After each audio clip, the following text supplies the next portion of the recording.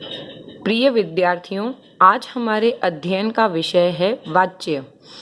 वाच्य का शाब्दिक अर्थ है बोलने का विषय, अर्थात वाक्य में किसके बारे में बात की गई है, वाक्य में किसकी प्रधानता है। क्रिया के जिस रूप से यह जाना जाए कि क्रिया द्वारा किए गए विधान अर्थात क्रिया द्वारा कही गई बात का विषय कर्ता है, कर्म है या भाव है, उसे वाच्य कहते हैं। अर्थात वाक्य में किसके बारे में बात की गई है, उसमें प्रमुख कौन है, कर्ता प्रमुख है, कर्म प्रमुख है या क्रिया का भाव प्रमुख है, तो उसे वाच्य कहा जाता है। वाच्य 3 प्रकार के होते हैं, कर्तृवाच्य, कर्मवाच्य और भाववाच्य। तो सबसे पहला है कर्तृवाच्य। जिस वाक्य में क्रिया का केंद्र बिंदु कर्ता हो, अर्थात जिस वाक्य में क्रिया का प्रयोग उसके कर्ता के अनुसार होता है, उसे कर्तृवाच्य कहते हैं। जैसा कि हम आज की क्लास में भी इसे पढ़ चुके थे कि जिसमें क्रिया कर्ता के अनुसार प्रयुक्त हो। जैसे कि रीता पत्र लिखती है, तो यहाँ पर रीता है कर्ता, लिखती है क्रिया इस कर्ता के अनुसार लगाई गई है, इसलिए यह कर्तृवाच्य है। जब क्रिया का प्रयोग कर्ता के अनुसार होगा तो वो कर्तृवाच्य होगा। इसके बाद दूसरा वाक्य देखें आप, पिताजी बाजार गए। तो यहाँ पर गए जो क्रिया का प्रयोग हुआ है वो पिताजी के अनुसार हुआ है, मतलब कि कर्ता के अनुसार हुआ है। तो जब कर्ता के अनुसार क्रिया प्रयुक्त होगी तो वह कर्तृवाच्य होगा। यहाँ पर कर्ता प्रधान है। पिताजी बाजार गए, इस वाक्य में कर्ता की प्रधानता है। रीता पत्र लिखती है में रीता कर्ता है, इसलिए रीता की यहाँ पर प्रधानता है। इन वाक्यों में लिखती है और गए क्रिया पदों का प्रयोग अपने अपने कर्ता रीता और पिताजी के वचन, पुरुष एवं लिंग के अनुसार हुआ है। कर्तृवाच्य में सकर्मक और अकर्मक दोनों क्रियाओं का प्रयोग होता है। अब एक बात और आती है कर्तृवाच्य में कि जब वाक्य में कर्ता के साथ ने कारक चिन्ह का प्रयोग हो तो उसे भी कर्तृवाच्य कहते हैं। जैसे मजदूरों ने काम पूरा कर लिया, सीता ने गीत सुनाया, प्रेमचंद ने गोदान उपन्यास लिखा। तो जब ने विभक्ति चिन्ह लगा हुआ होगा जिस वाक्य में, तो वह भी कर्तृवाच्य होगा। ये सारे ही वाक्य भूतकाल में लिखे गए हैं और भूतकाल में जो है वह ने कारक चिन्ह का प्रयोग होता है कर्ता के साथ। तो जब कर्ता के साथ ने कारक चिन्ह लगाया गया है तो वह कर्तृवाच्य वाक्य है। यहाँ पर कर्ता ही प्रधान है, कर्ता की ही प्रमुखता है। मजदूरों ने काम पूरा कर लिया, मजदूरों की प्रधानता है। सीता ने गीत सुनाया, तो इस वाक्य में भी सीता प्रधान है। प्रेमचंद ने गोदान उपन्यास लिखा, तो यहाँ पर प्रेमचंद प्रधान है, मतलब कर्ता की प्रधानता है, इसलिए यह कर्तृवाच्य है। दूसरा आपका है कर्मवाच्य।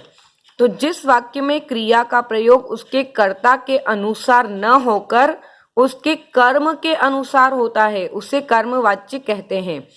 इन वाक्यों में कर्ता का लोप हो जाता है, अर्थात कर्ता नहीं होता है, या फिर अगर कर्ता है तो उसके साथ के द्वारा या फिर से का प्रयोग होता है। या तो के द्वारा लगा सकते हैं आप विभक्ति चिन्ह, या फिर से लगा सकते हैं। तो ये वाक्य होगा कर्म प्रधान, क्योंकि इसमें कर्म के अनुसार क्रिया का प्रयोग होगा। जैसे एक उदाहरण देखते हैं हम, अध्यापिका के द्वारा पाठ पढ़ाया गया। तो यहाँ पर पाठ जो है वह कर्म है और ये जो क्रिया लगी है वो इसके अनुसार, कर्म के अनुसार लगी है, न कि अध्यापिका के अनुसार। कर्म के अनुसार लगी है क्रिया, अध्यापिका के द्वारा पाठ पढ़ाया गया, इसलिए यह कर्म प्रधान वाक्य, इसलिए से हम कर्मवाच्य कहेंगे। दूसरा देखिए आप, अशोक द्वारा पुस्तक पढ़ी जाती है। तो यहाँ जो पुस्तक है वह है कर्म, ठीक है, और पुस्तक कर्म है और पढ़ी जाती है क्रिया है, और ये पुस्तक के अनुसार ही क्रिया का प्रयोग हुआ है।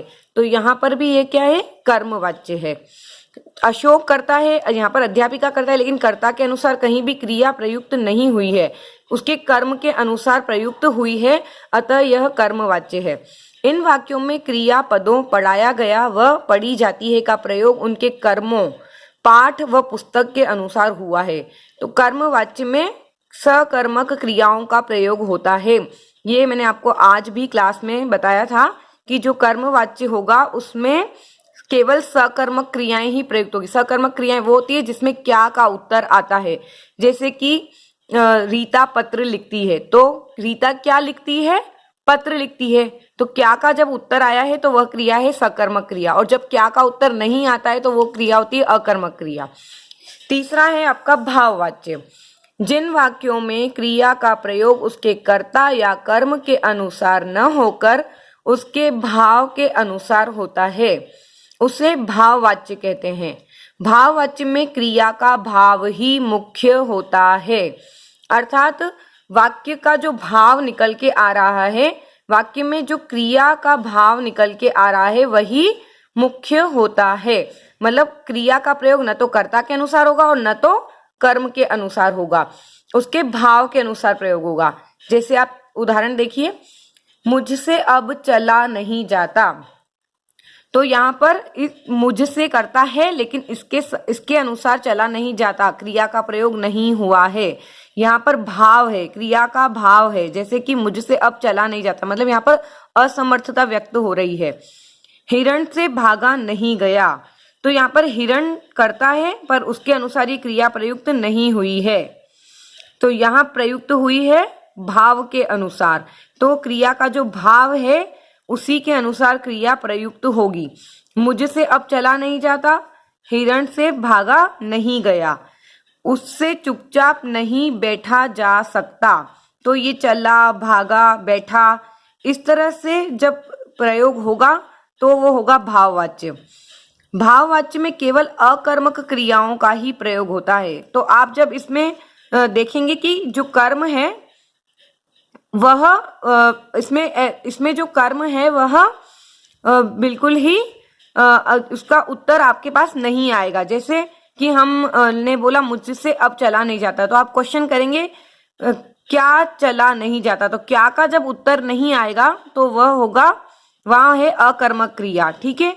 हिरण से भागा नहीं गया, क्या भागा नहीं गया, तो क्या का उत्तर नहीं आया, तो यहाँ भी अकर्मक क्रिया है। उससे चुपचाप नहीं बैठा जा सकता, क्या नहीं बैठा जा सकता, उससे चुपचाप क्या नहीं बैठा जा सकता, तो क्या का जब उत्तर नहीं आएगा तो वहां होगी अकर्मक क्रिया। मुझसे अब चला नहीं जाता में चलने की असमर्थता ही प्रमुख है, करता नहीं। ये जो वाक्य है मुझसे अब चला नहीं जाता, यहाँ पर चलने की असमर्थता प्रमुख है, चलने की विवशता बताई गई है कि वह चल नहीं सकता है, तो वो चीज प्रमुख है, मतलब क्रिया का भाव प्रमुख है। हिरण से भागा नहीं जाता, नहीं गया, तो यहाँ हिरण की असमर्थता प्रयुक्त है। उससे चुपचाप नहीं बैठा जा सकता, तो यहाँ भी विवशता प्रमुख है, मतलब भाव प्रमुख है, कर्ता प्रमुख नहीं है, अतः यह भाववाच्य वाक्य है।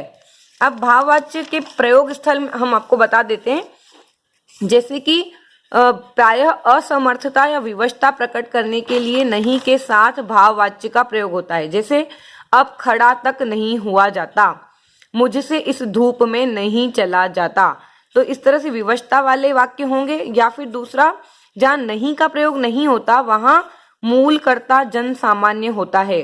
जैसे गर्मियों में छत पर सोया जाता है, अब तो चला जाए, तो ये जो सोया जाता है, चला जाए, इस तरह की क्रियाओं का प्रयोग इसमें होगा।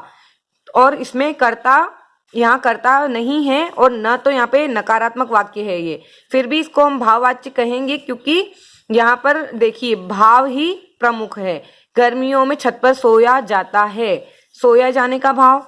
अब तो चला जाए, चला जाए मतलब यहाँ से चला जाया जाए, तो यहाँ पर जो कर्ता है वो जन सामान्य है, मतलब लोगों के द्वारा गर्मियों में छत पर सोया जाता है, और यहाँ भी लोगों के द्वारा ही बातचीत हो रही है कि अब तो चला जाए। तो इस प्रकार के जब वाक्य होंगे तो आपके भाववाच्य होंगे। ठीक है।